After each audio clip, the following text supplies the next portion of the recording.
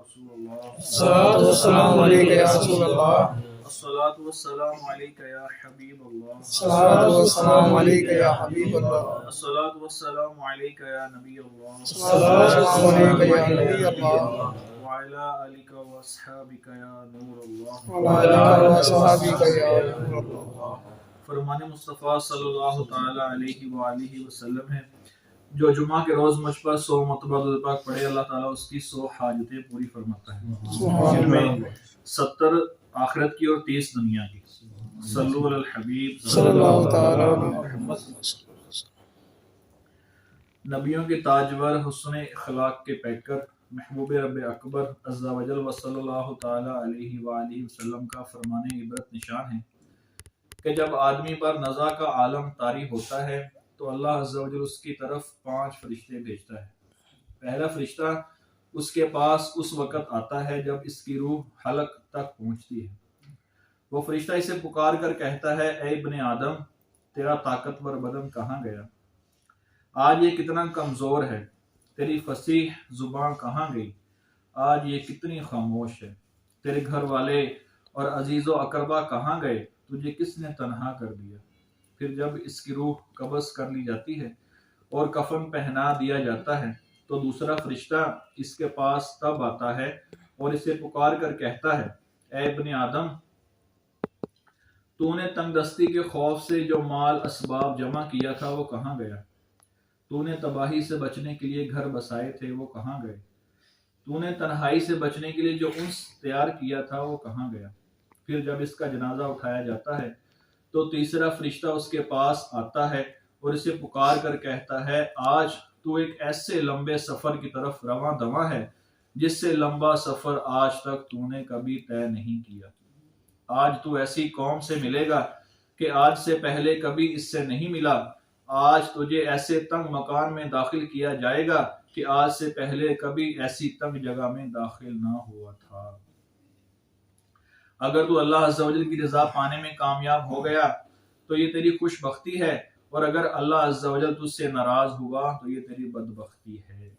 پھر جب اسے لحد میں اتار دیا جاتا ہے تو چوتھا فرشتہ اس کے پاس آتا ہے اور اسے پکار کر کہتا ہے، اے ابن آدم، کل تک تو زمین کی پیٹھ پر چلتا تھا اور آج تو اس کے اندر لیٹا ہوا ہے۔ کل تک تو اس کی پیٹھ پر ہنستا تھا اور آج تو اس کے اندر رو رہا ہے۔ کل تک تو اس کی پیٹھ پر گناہ کرتا تھا اور آج تو اس کے اندر نادم و شرمندہ ہے۔ پھر جب اس کی قبر مٹی ڈال دی جاتی ہے تو اس کے اہل و عیال و دوست احباب اسے چھوڑ کر چلے جاتے ہیں تو پانچواں فرشتہ اس کے پاس آتا ہے اور اسے پکار کر کہتا ہے، اے ابن آدم، وہ لوگ تجھے دفن کر کے چلے گئے، اگر وہ تیرے پاس ٹھہر بھی جاتے تو تجھے کوئی فائدہ نہ پہنچا سکتے۔ تو نے مال جمع کیا اور اسے غیروں کے لیے چھوڑ دیا۔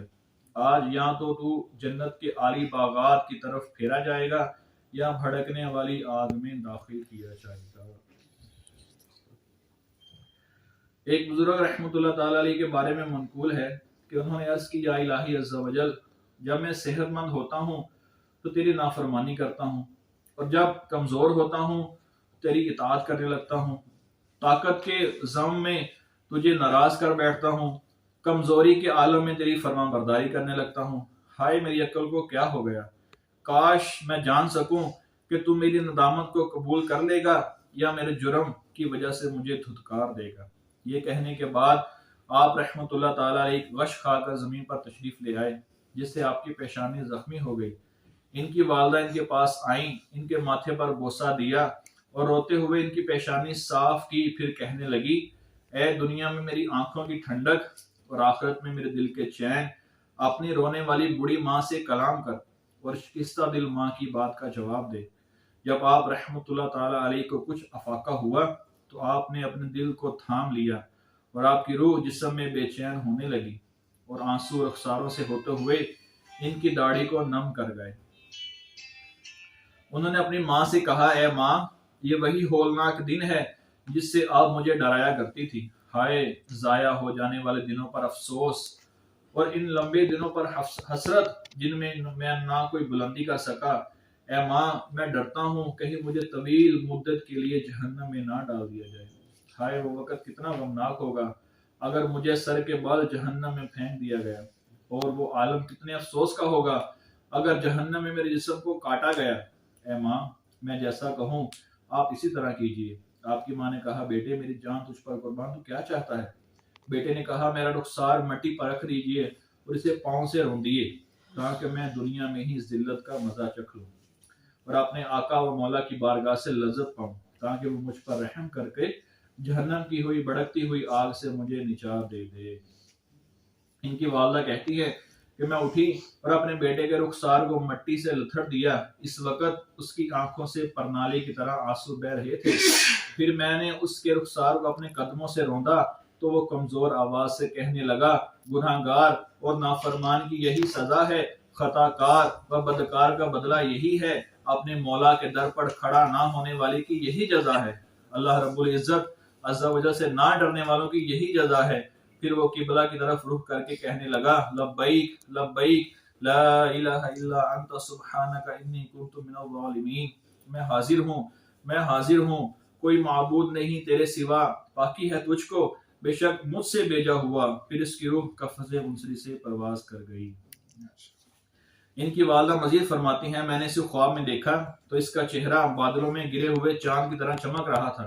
میں نے پوچھا بیٹا تیرے آقا عز و جل نے تیرے ساتھ کیا معاملہ کیا؟ اس نے جواب دیا، اس نے میرے درجے کو بلند فرما کر مجھے خاتم المرسلین رحمت للعالمین محبوب رب العالمین عز و جل صلی اللہ تعالی علیہ وآلہ وسلم کے قرب میں جگہ عطا فرما دی۔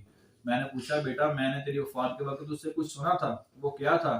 اس نے کہا، امی جان حاطف غیب سے مجھے آواز آئی تھی، اے عمران اللہ عز و جل کی طرف بلانے والے کی دعوت قبول کرو، تو میں نے اس کی دعوت پر اپنے رب عز و جل کو لبیک کہا تھا۔